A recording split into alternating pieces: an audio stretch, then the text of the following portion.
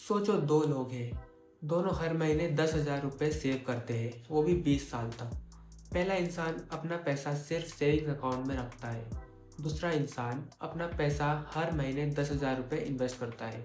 20 साल बाद पहला इंसान के पास सिर्फ होगा उसकी सेविंग्स और थोड़ा बैंक इंटरेस्ट, लेकिन दूसरे इंसान के पास हो सकते हैं 1 करोड़ या उससे भी ज़्यादा, अगर उसने सही जगह कंसिस्टेंटली इन्वेस्ट किया हो। इनकम सेम, सेविंग्स भी सेम, फिर भी रिजल्ट इतना अलग क्यों? क्योंकि असली सवाल ये है कि आप कितना सेव करते हो। असली सवाल है, क्या आपका पैसा आपके लिए काम कर रहा है? आज की वीडियो में आपको मैं बताऊंगा कि सिंपल सेविंग को लॉन्ग टर्म वेल्थ में कैसे कन्वर्ट किया जाए, इवन अगर आप इन्वेस्टिंग में बिल्कुल बिगनर हो।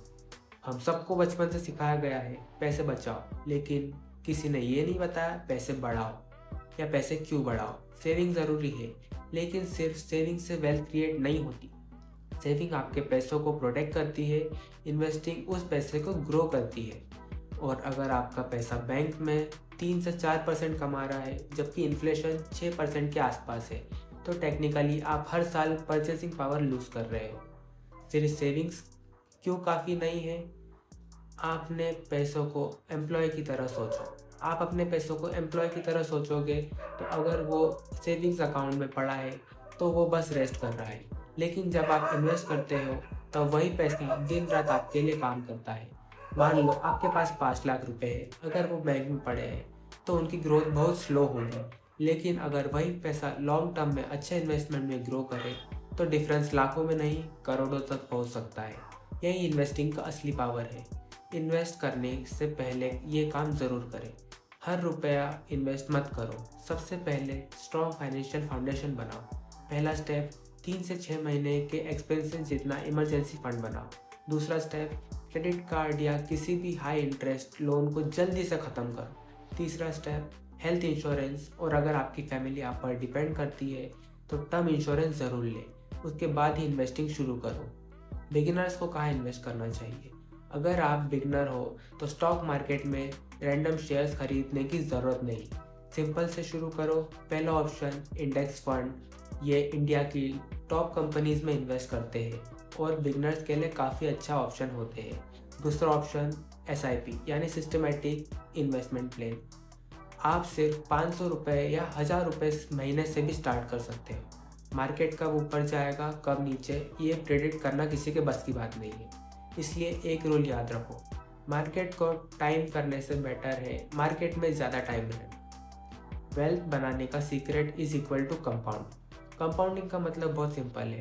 पहला आपका पैसा रिटर्न कमाता है, फिर वही रिटर्न भी रिटर्न कमाना शुरू कर देता है, और धीरे धीरे छोटा इन्वेस्टमेंट भी बड़ा इन्वेस्टमेंट लगने लगता है। इसलिए जल्दी इन्वेस्ट शुरू करोगे उतना कम पैसा इन्वेस्ट करोगे भी फ्यूचर में बड़ा कॉर्पस बन सकता है आपकी कम इन्वेस्टमेंट से भी। टाइम इन्वेस्टिंग का सबसे पावरफुल पार्टनर है। ये गलतियाँ कभी मत करना। सिर्फ किसी दोस्त के टिप पर इन्वेस्ट मत करो। मार्केट गिरने पर पैनिक में इन्वेस्टमेंट मत बेचो। ओवरनाइट रिच बनने की एक्सपेक्टेशन मत रखो, और जो पैसे अगले 1 से 3 साल में चाहिए उसे स्टॉक मार्केट में मत लगाओ। सक्सेसफुल इन्वेस्टर बोरिंग होते हैं, वो बस कंसिस्टेंटली इन्वेस्ट करते रहते हैं, इसलिए वो सक्सेसफुल इन्वेस्टर रहते हैं, और वही लोग लॉन्ग टर्म में जीतते हैं। कंक्लूजन ऑफ द वीडियो, तो पूरा रोड मैप बहुत सिंपल है। पहले सेविंग करो, इमरजेंसी फंड बनाओ, हाई इंटरेस्ट डेट ख़त्म करो, हर महीने SIP करो, और लॉन्ग टर्म तक इन्वेस्टेड रखो। वेल्थ लक से नहीं बनती, वेल्थ कंसिस्टेंसी से बनती है। हर महीने हर साल आज ही डिसाइड करो, चाहे 500 से स्टार्ट करो या 5000 से, लेकिन इन्वेस्टिंग का पहला स्टेप ज़रूर लो, क्योंकि इन्वेस्टिंग शुरू करने का बेस्ट टाइम कल नहीं था, बेस्ट टाइम आज है। अगर वीडियो पसंद आई हो तो लाइक करें, चैनल को सब्सक्राइब करो, और कमेंट्स में बताओ आपकी इन्वेस्टिंग स्टार्ट करने में सबसे बड़ी प्रॉब्लम क्या है। मिलते हैं अगली वीडियो में।